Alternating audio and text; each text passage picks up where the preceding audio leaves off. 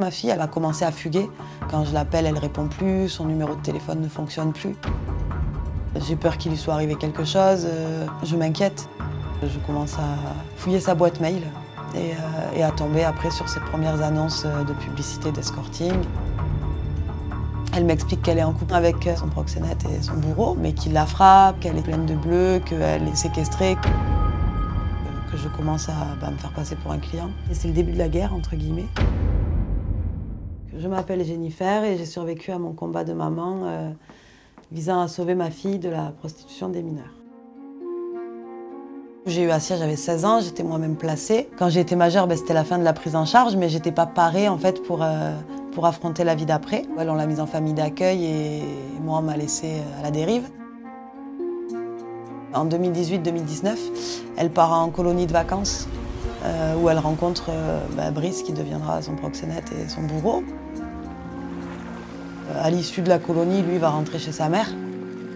Et Assia va commencer à fuguer pour le rejoindre, sachant qu'à ce moment-là, elle est dans le sud et lui est en Île-de-France. Quand je l'appelle, elle répond plus, son numéro de téléphone ne fonctionne plus. J'essaye de contacter la famille d'accueil, j'ai pas de réponse. J'ai peur qu'il lui soit arrivé quelque chose, je m'inquiète. Ils font des déclarations de fugue, ils envoient au parquet le minimum en fait. Ils ont une feuille standard sur laquelle on met 3 croix pour dire si la mineure est revenue ou pas, et c'est tout. À ce moment-là, je me rapproche du coup de la police, je déplace ma confiance en eux, sauf que là c'est pareil, il se passera rien. Franchement, je me sens seule au monde. Je commence à fouiller sa boîte mail et à tomber après sur ses premières annonces de publicité d'escorting. Je vois les messages avec les échanges avec les clients et surtout les photos, parce qu'il y a aussi des photos dénudées de ces hommes. Comment vous réagissez quand vous voyez tout ça?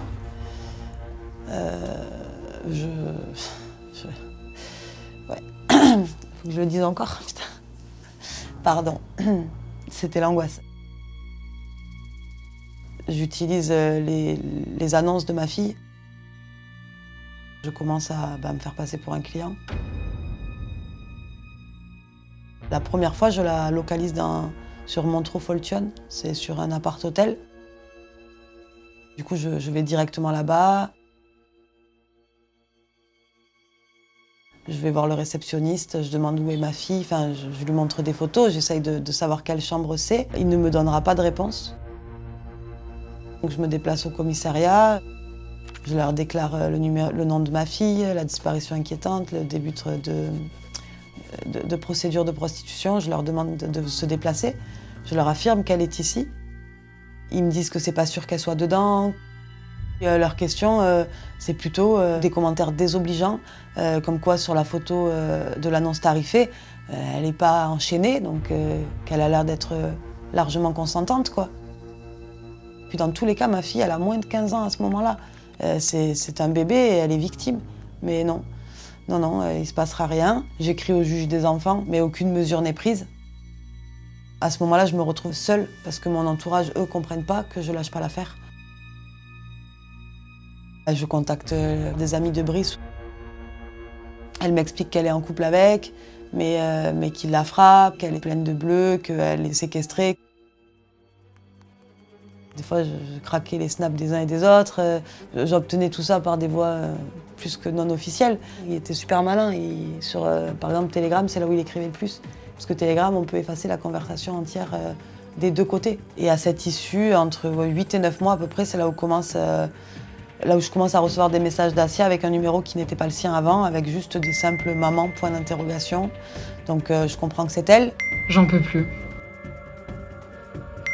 Je veux m'enfuir. Ma fille arrive à quitter la chambre. Et moi, je suis dans le sud, elle est dans le nord. Donc on se met d'accord sur une horaire et un lieu.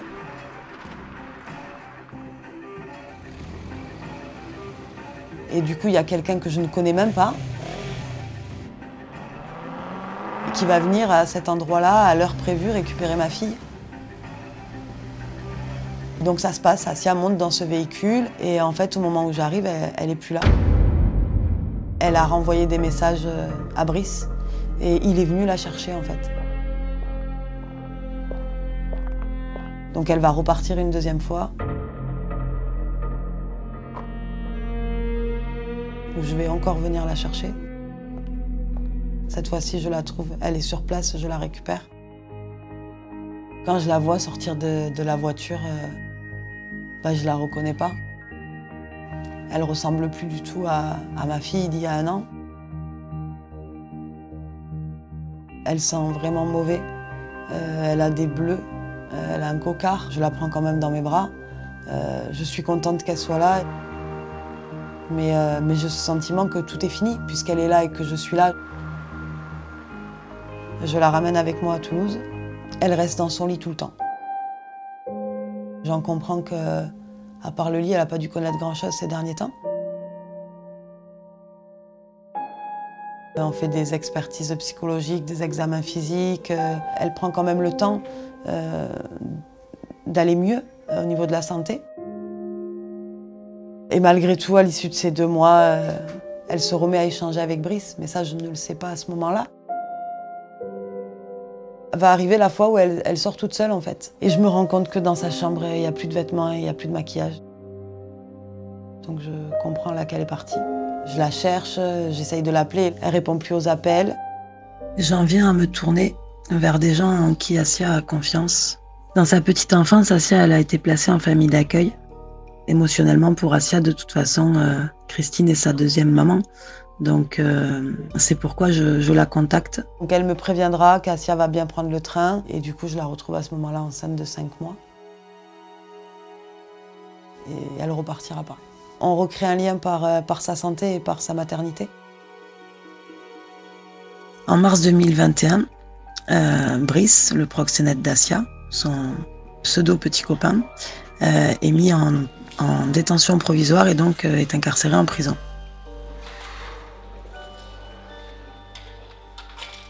Il était inculpé pour prostitution aggravée, viol, violence et séquestration.